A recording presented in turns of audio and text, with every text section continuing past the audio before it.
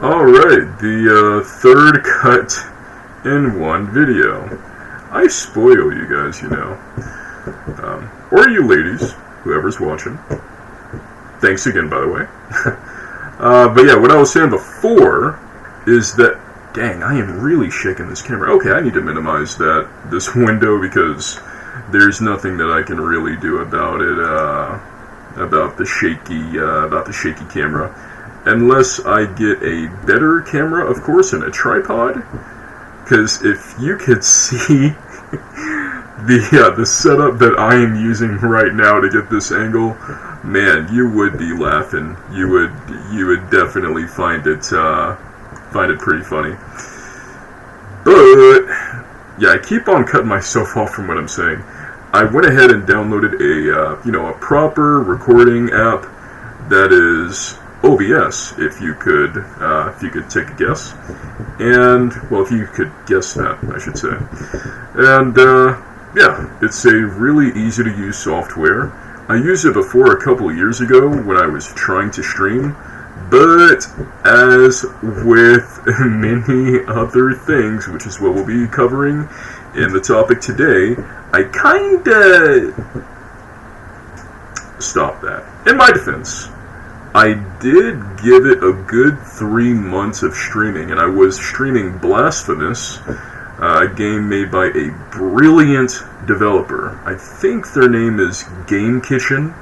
I think they are a Spaniard or a Spain-based game developer company, I suppose, team. And yeah, amazing game. Love that thing. But yeah, check it out if you haven't. If you got a PC or anything you can really play a game on, it's on most consoles that you can, or handhelds that you can find today. Anyway, that is just a little debrief of what happened yesterday and, you know, what we're doing today. So, before we actually get into the topic, I came up with a sort of a, not exactly a schedule, but a list of topics that I would like to discuss over the next few days. And we're not going to tackle these in any specific order, and it's really only 3 things. Well, 3 things. 3 things. That was, probably couldn't see it pointed towards the camera like that. I'm sure you could. Anyway. Yeah, it's really only 3 things, and 2 after we discuss what we're going to discuss today. So those topics are why I'm doing this. That's the one we're going to be covering today, as in why I'm making these blogs, these recordings. 2nd, parallel prejudice. And 3rd, not taking the internet seriously. So I will give you more information on those topics as we get to them on those days, which will just be tomorrow, Friday, and Saturday. And that is what we will be doing. More subjects will come up, more topics will come up as they just, come to my mind, as I just brainstorm them. But those are the 3 that I could think of for now, so that is what is, will be on the agenda for the next few days. If you have any suggestions for things, do go ahead and just leave them in the comments, and I will check them out. Can't guarantee that I'll get to all of them, or even any of them. I'm going to be very transparent with you. But, I'll give them a gander. And who knows, just because I don't do it tomorrow, or even the next week, or even the next month, doesn't mean that I won't think about it and come around to covering that topic at some point in the future. Can't guarantee it, but you can always leave a suggestion. I love seeing the comments anyway. And yeah, let's go ahead and do that. So, moving on to the topic of why I am doing these videos. Why am I making these blogs? So, the question came about over a couple of videos that I came across yesterday. A few of them were for from Xeno Wiener's channel. Shout out to her once again. I did not link her channel before, but I will link it in the description of this video. So check her out for sure. I was watching a couple of her videos yesterday, and they were kind of more existential in nature. She was definitely in her head, but I'm not here to review her or talk about her videos in detail. But it was that type of mood that made me start being a bit more reflective. But more than that, it was a suggestion that I saw from that popped up in my feed. Excuse me.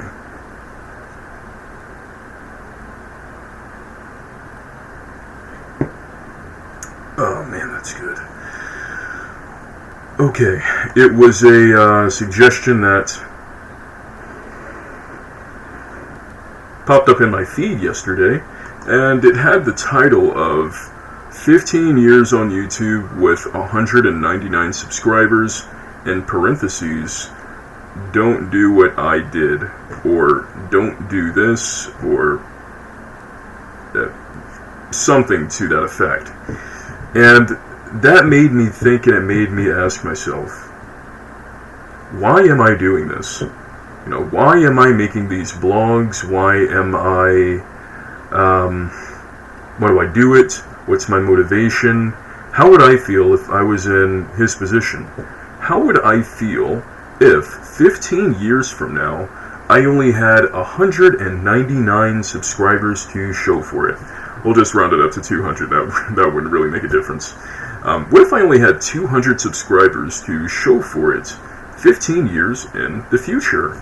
Would I feel like I failed? Would I be okay with it? Would I be upset with myself? Would I be proud of that? And it just made me think about myself when I saw that video. I didn't watch his because I was busy at the time, but I think I will, search for it and see if it comes up, and then I'll give it a watch then. But that's what made me start thinking of it. So, yeah, why am I doing this? Why am I making these vlogs? So,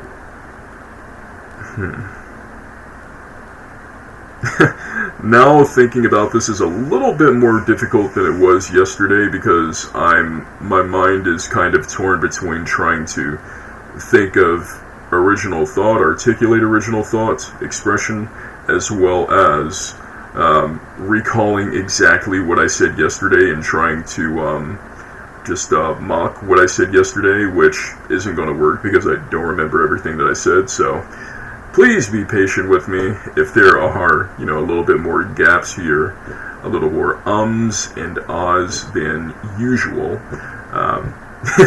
Like, there we go, just now. So, anyway, back to the question. I make these blogs mainly for two reasons. There's kind of a third one if I, remember it, but we'll just go over the first two. And they're both equally important.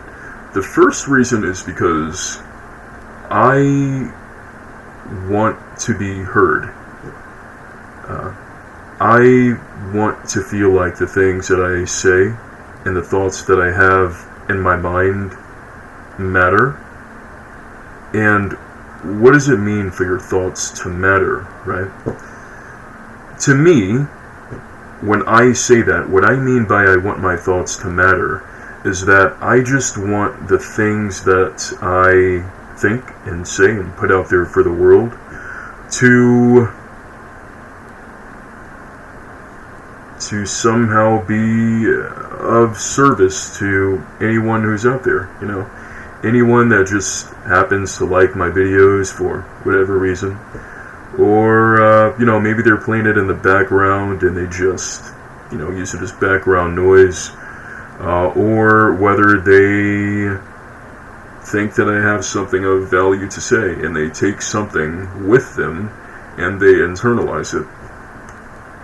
Those are the main two ways that come to mind right now. But yeah, I want to be heard. and I want to feel like the things that I have to say are important, and that I can have a way to release my thoughts, my previous experiences to another person who will find some value in it. Like I said, I'm sorry if I'm repeating myself, but and who can maybe learn from a mistake that I made, or take some advice that I have to give and use that to better themselves. That's the main reason why.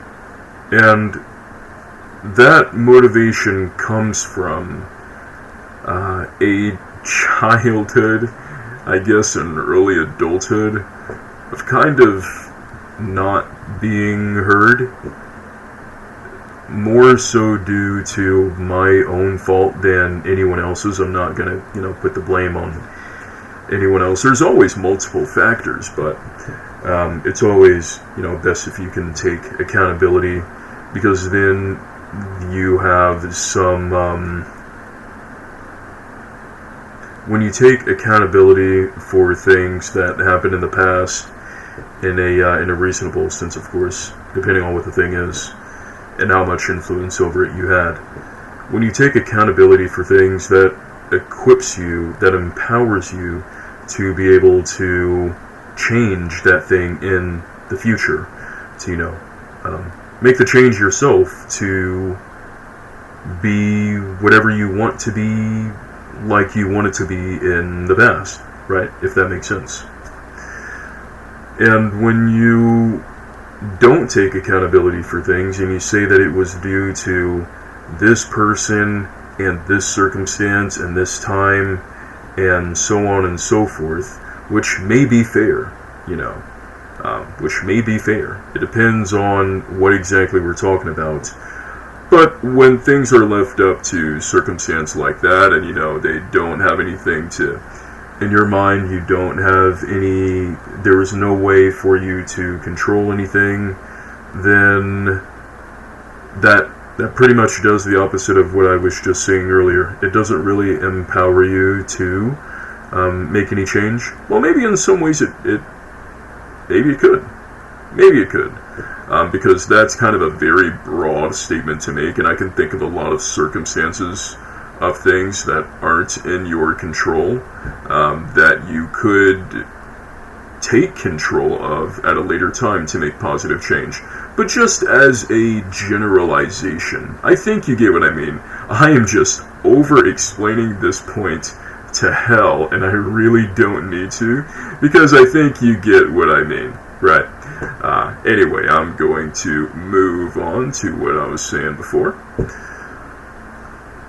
Yeah, in my childhood, I wasn't heard, basically because I was a shy kid. I would always say, I'm just reserved, or I would say, I'm just reserved, however I sounded back then. But it was really shyness and a lack of confidence and an anxiety about being heard, and a lot of self-perception issues where I didn't see myself as much of a defined person as I saw everyone else, like my peers my age. And yeah, I didn't really know who I was. For the longest time, I didn't know. Well, I knew who I was, but I didn't know where I fit in.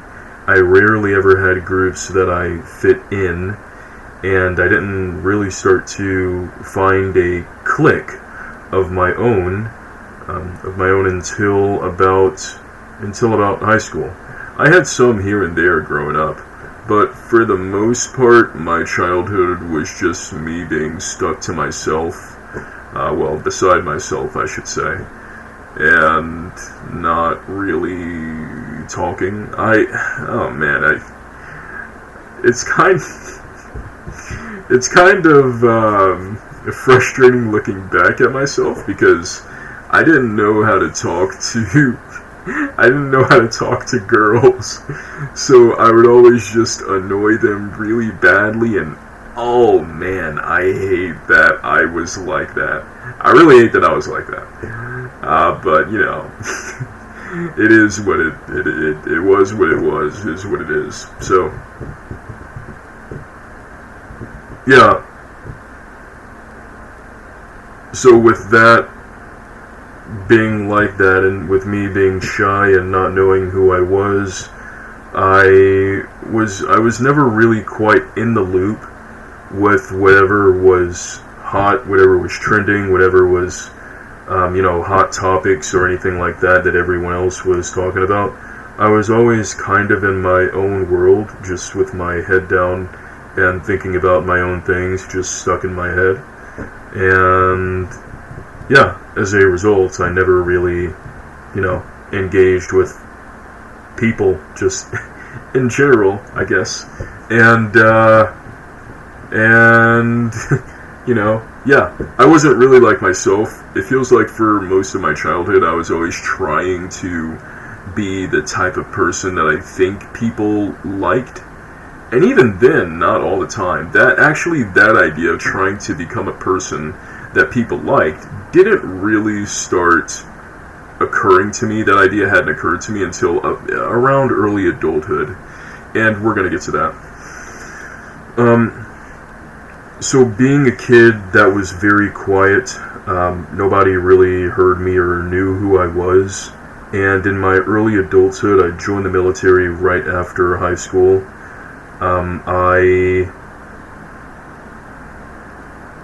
That was the first time that I was really, out in the world by myself. And I was still kind of reserved because I was coming out of a period of, I guess, homelessness from my senior year of high school. And yeah, I had trust issues and, trust problems. I didn't really want to open up to people. And I was, just by myself, again, but in a different way than being shy. It's more so that I refuse to. But if anybody from my, tech school in the military knew me, they would know that I definitely opened up with them. I found a real family in tech school in the military, and I miss those people. I think about them all the time, and I pray that all of them are doing well. Especially, I won't say any names, but there was this one girl that I had gotten very close to. And, I still think about them from time to time. But, we all have her. So, yeah, anyway. Pressing on. And then I got to my first duty station in the military. I didn't get along with people there. I just did not get along with them. I could tell in that environment that people thought that I was weird, and that is how I get put on the offensive, because I was a real introvert, right? And I was also trying to get a feel of the people in the environment and find my place and, just how I fit in there. But I could tell that people were looking at me like I was weird. And it's very easy to tell when people are. I don't know if they know that it's easy to tell. I think that people who treat you like you're weird think that you're so mentally or socially inept that you can't pick up on those things, but you very much can, because, you're not stupid. You might be a little bit weird, but you're not stupid. That's different from being weird, right? That's different from being stupid, however I said it. And that kind of made me shut down a bit Well, no, I wouldn't really say it made me shut down, but it made me hyper self-aware of myself and how I was coming off to these people that drew all of these conclusions about me, from what I felt and what I picked up.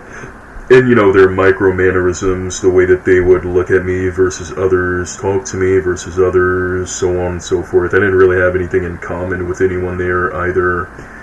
So there was that element of it too. It was just a real clash of personalities with me and everyone else there. So in the year and a half that I was there, I didn't really express myself. I'd probably say that was the year that I was actually very reserved, and I was just in a constant state of self-restraint.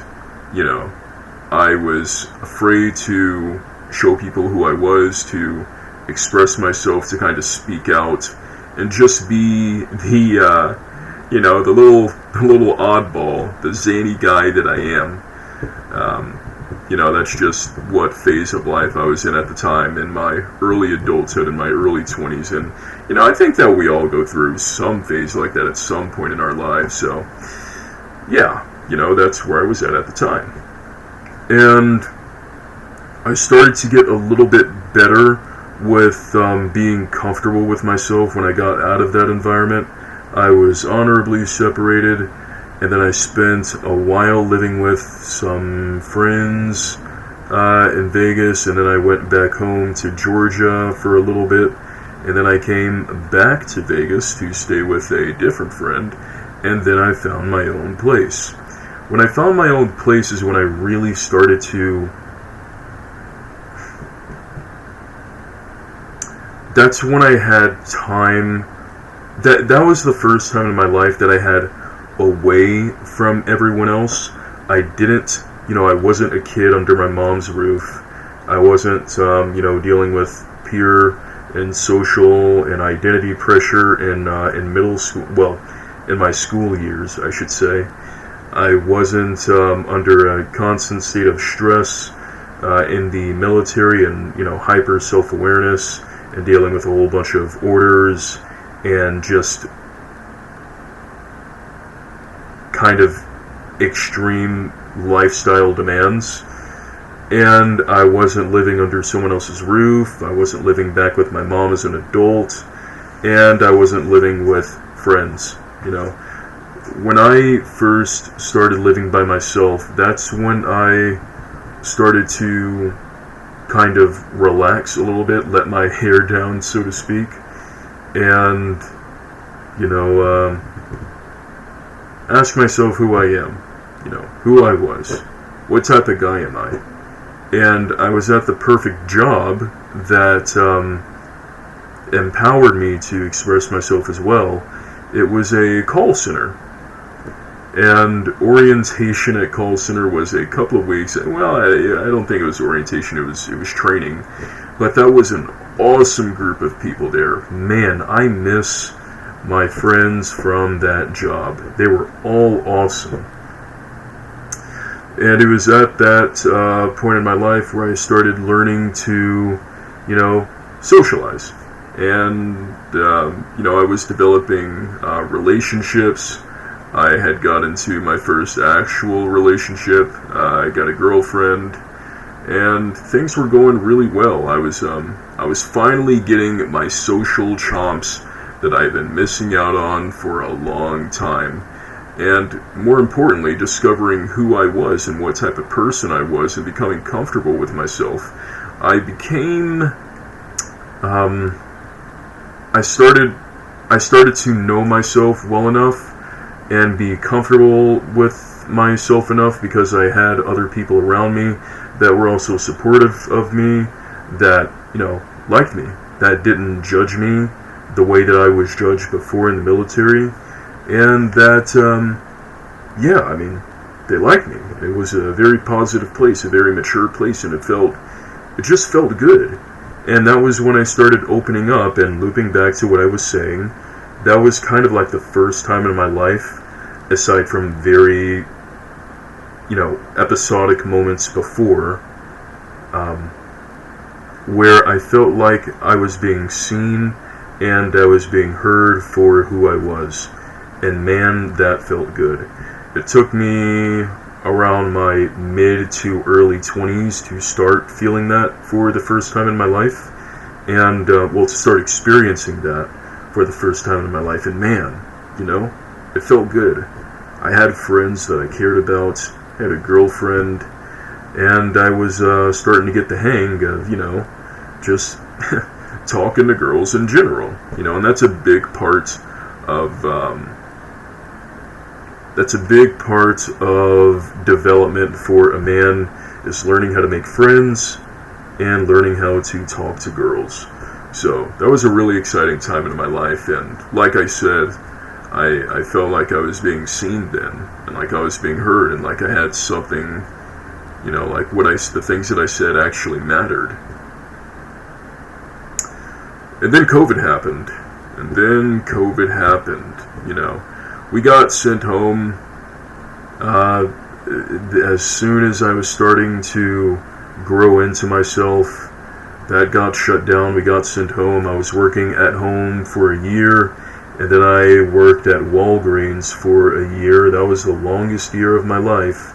And then I got a job at where I'm at now, and that's where I've been working for 3 or 4 years. I think it's been 4 years. I think this is my 4th year. And, oh man, excuse me, gotta take another sip.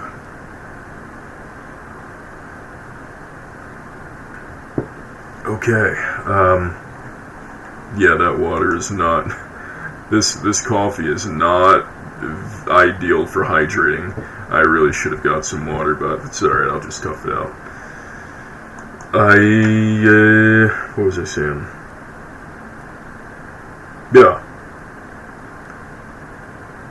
So, after being sent home and, being in actual isolation, just working from home in my, in my solitude, not really solitude. Solitude is a positive perception of enjoying your time alone by yourself.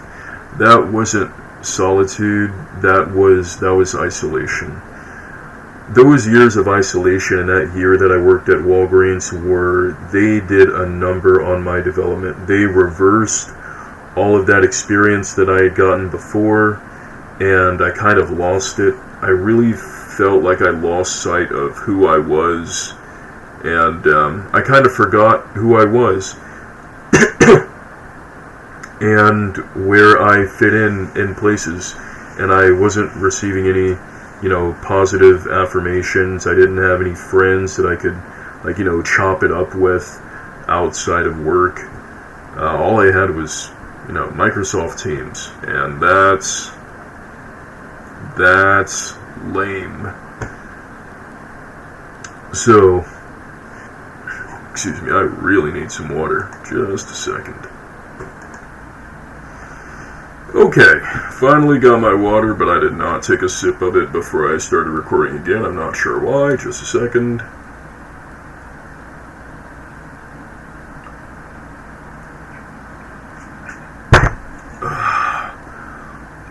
Oh, man, that's good. Way more refreshing than coffee.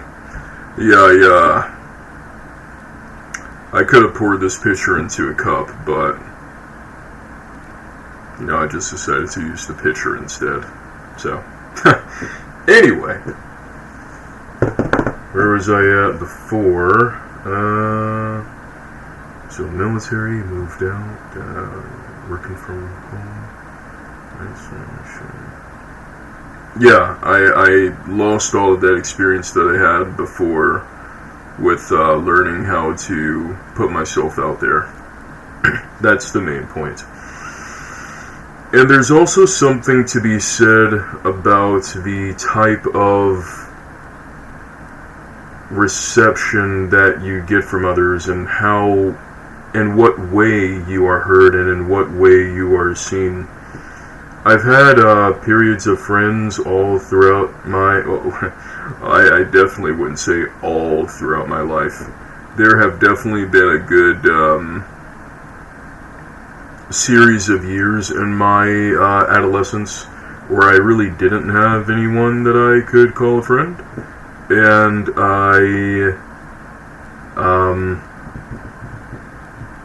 that it was kind of just me beside myself again. But there were a few years where I did have really good friends, and man, it feels good to have friends that that you can hang out with, exchange experiences with, be understood by, who you can understand, and things like that. It's just, it's great to have friends. But as you get older, there is a certain type of relationship that you start craving more than just platonic, and that is intimate. And believe me, this is all related to, what I was saying in the beginning about not being heard or not being seen. And when I started to, want that in my, my later teen years and in my early adulthood, that kind of started to burn a hole on the inside of me. And there was a void that that I couldn't satisfy, that really couldn't be satisfied by just ordinary friendships. I wanted a person, I wanted a woman that would, this feels kind of, I don't know, too personal. But, screw it. I'm already sharing it anyway. I guess that I always kind of wanted someone to see me in a more intense way and to care about the things that I said in a more intense way, and someone who I could, hear and know and understand in that way all the same, and when you start to reflect, once you start, thinking about that type of stuff in your early adulthood, and it feels like that's really late, at least compared to everything that I saw in my earlier years in my adolescence, you start to reflect on your adolescence, your teens and your preteens, and how you missed out on all of those years of getting that sort of experience and fulfillment with a girlfriend, or boyfriend for the ladies watching, and that doesn't really help your perception, your sense of self, your inner security, right?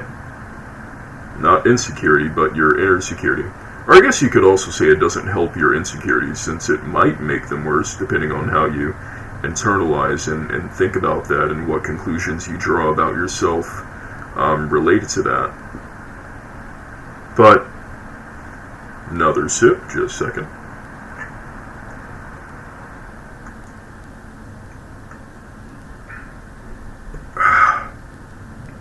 Man, water is good. But for me, it just made me feel more lonely and more unheard and more unseen and so on and so forth.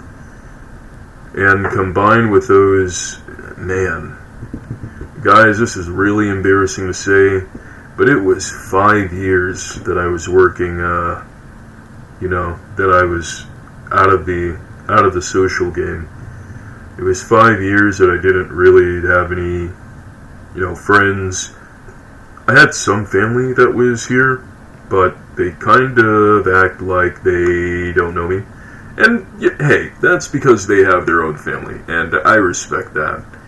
It's just some other stuff that's not really relevant to sharing here. But I'm going to add that to a list of things that I can talk about as well. Working from home. That is another topic that we will cover at some point in the future. But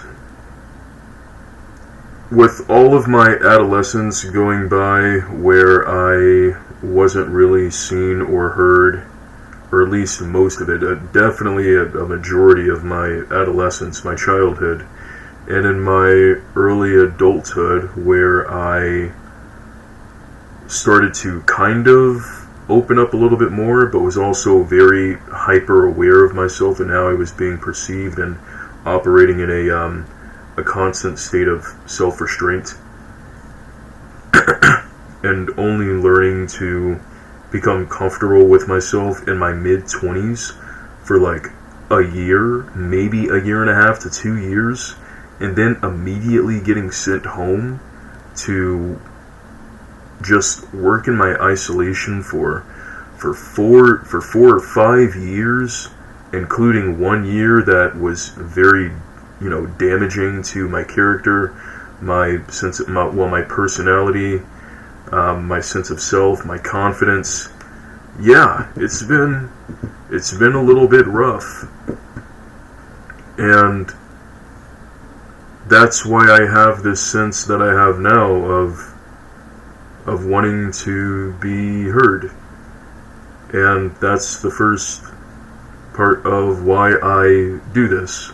Why I make these blogs is because I want to be heard by someone, whoever is out there that cares to listen. And there was another, just so I can be clear about those things that I just spoke about. I don't pity myself. I know I just said that it was really tough in those years, but that's only in retrospect, right? I made the comment earlier of how would I feel if I was doing this 15 years later and only had 199 subscribers. And to answer that, I first want to reflect on some of the things that I said, or at least clarify them, just to make sure I'm understood the right way. I'm comfortable with how my life has been up until now. Or some parts of it I'm happy with, some parts of it I'm content with, and some of it, well, I'm comfortable, I'm content with, kind of both the same sensation there. I'm okay with my childhood, how I moved around a lot, how I didn't have very stable relationships, how I developed the way that I did into the person that I am now. I'm okay with all of that. And in some parts of that, I'm even happy that it happened, because I'm happy with the person who I am today. We always want to grow and improve as people, but yeah, I'm happy that things happened the way that they did and that I am the person that I am today. I wouldn't rather be anyone else. I'm happy that I experienced the things that I did in my childhood and in my early adulthood in the military, and in those first couple of years outside of the military, and in my mid-20s where I was starting to grow into myself. I'm happy that all of that happened. I'm happy for all of them, including my hardships, because they're mine.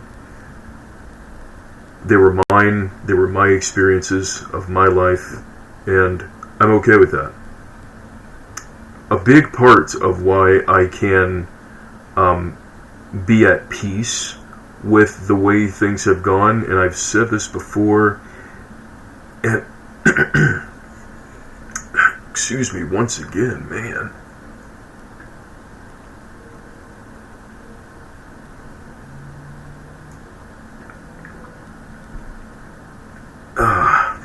Man. A big part of where my peace comes from that is that, for one, I'm only in my late 20s right now. I still have a lot of life left to live. It sucks that my mid and my later 20s have been spent in isolation. Man, that's probably the biggest regret of my life this far. But ultimately, I'm still in my late 20s, and like I said, just kind of repeating myself, I have a lot of life left to live. I have a lot more things to learn. I have a lot more opportunities ahead of me, and my life can still be whatever I make it. Now, you can't change the past, but I am in control of what happens in my future. Between me and prayer and God, I know that there is nothing that I cannot do. So, I find peace in that. In addition to the fact that, most importantly, I was born in and I live in a first world country. Despite the hardships that I face because of my identity and the way that I look, I live better right now than most people in the world. I do, you know. I can go to sleep comfortably.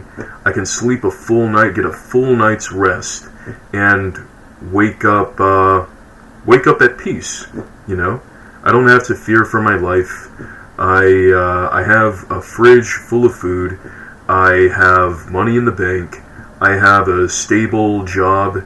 I am about to start school so that I can enter another field of profession. And I have all of these great resources at my disposal. I have had them all my life, and I live in a land of opportunity. That is what gives me a lot of peace about the way my life has gone so far, and that's invaluable. That is invaluable. I think about that every single day. Every single day, I thank God that I was born into in the first world country that I was, and that I don't have to suffer and endure the hardships that so many others do in the world today. And if you are born in a first world country as well, that's something that you need to be thankful for every single day. Every day. Whether or not you believe in God, thank Him, thank your parents, thank your guardians, thank whoever it was that brought you to the country where you're at, that had you in the country that you were born in, that you have all the things that you do, and never ever take them for granted. Never. So there's that. Holy crap, this is at 42 minutes.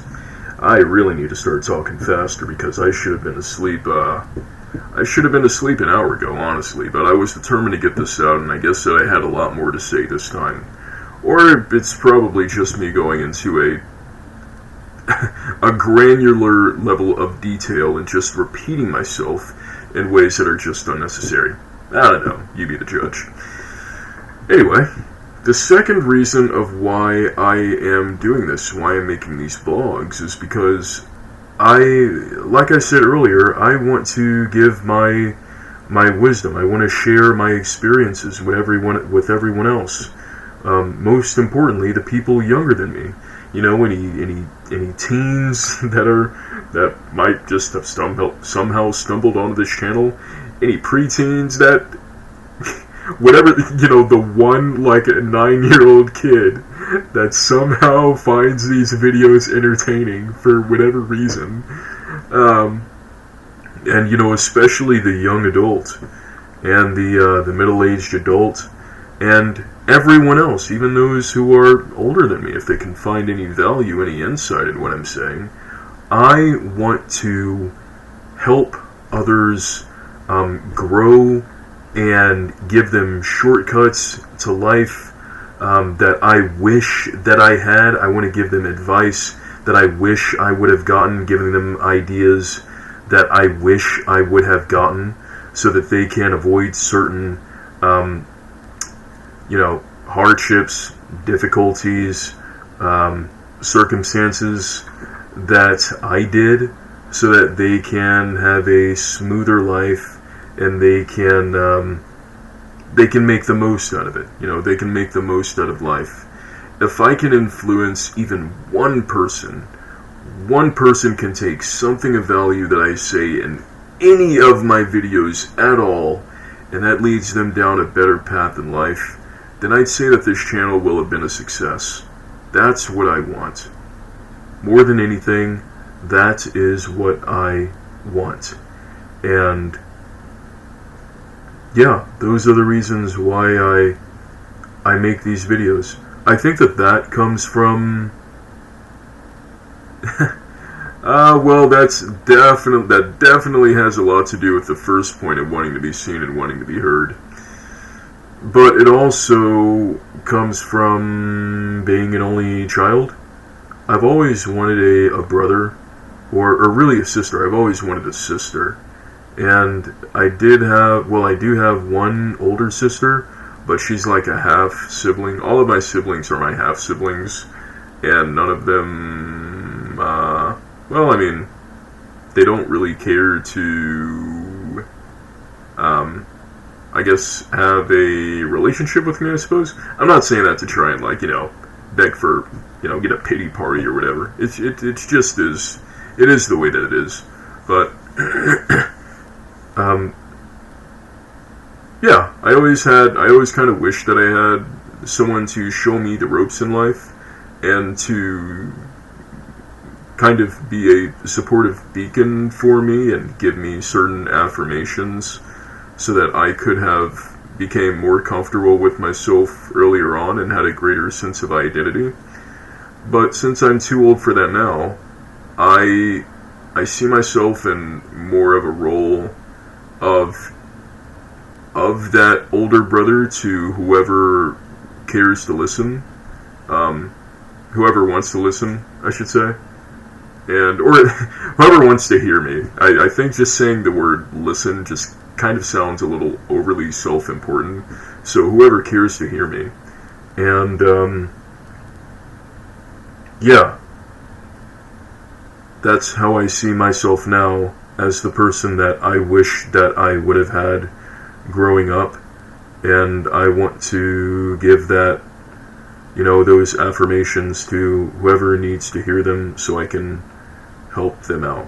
And that's that second point. I feel like I could have said that a lot, more. I could have articulated that a lot better, but, yeah, hopefully you get what I mean. So, let's see. 15 years from now, if I only had 200 subscribers, dude, I would be freaking ballin', man. If I had 200 subscribers, I would be... Dude, 200 people? 200 people that cared enough to subscribe to my channel? That thought these rambling, these incoherent, kind of chapterless, just random spurts of spontaneous thought, they found value in this enough to subscribe? Dude, if 200 people subscribe to my channel, man, I don't even know how I would act. That would be crazy, man. Maybe feelings might change in the future, but as of right now, I don't do this to get like 1 million subscribers, to even get like 100 subscribers or 50 subscribers or anything like that. I just do it to do it. And like I said, my goal is really just one person. If I have 1,000 videos up here and only some of them have like one view from one person that says I gave them, I said something of value, I said something that they found thought-provoking, and that gave them, it changed them in a good way, then, hey, channel success, man. Channel success. And yeah, I would be okay with that. I'd be alright with that. I have 2 videos on this channel that got 13... Oh, wait, no, not 13. That had 11 views. 11 views! That's crazy, man. That's crazy. Even if they only clicked on this video for like a couple minutes or even a couple seconds, the fact that someone clicked on my video, 11 different people did, and they watched it for however long they watched it, man, that's kind of crazy, man. That I touched 11 people. that feels weird to say, but you get what I mean. You get what I mean. Yeah. I don't know. That makes me feel good. That makes me feel good. So, you know, a sign of a sign of great things to come in the future. Who knows? We'll see. But yeah. Yep. 50 minutes. Jeez. Yeah, I really got to work on shortening what I say. Well, I'm being more concise with my messages and explaining things. But, you know, I'll get better with that as I continue doing this. I feel like I say that kind of near the end of every video, but man, especially today. How did I record this video in 25 minutes yesterday? Man, I must have really been moving along a lot smoother. Maybe it's longer today because I already had all of those ideas kind of, you know, queued up to say, to share, but I also had more ideas that kept coming to me. So I think that's why, and yeah, that's why this one is so much longer, because I have more to say in addition to the things that I said yesterday. So yeah, but that's neither here nor there. Oh man, hopefully this video uploads within the next few minutes before it hits midnight, so that I can hit my upload for the day. Thank you for watching, everyone who did, especially if you made it to this point. Truly thank you. From the bottom of my soul, thank you.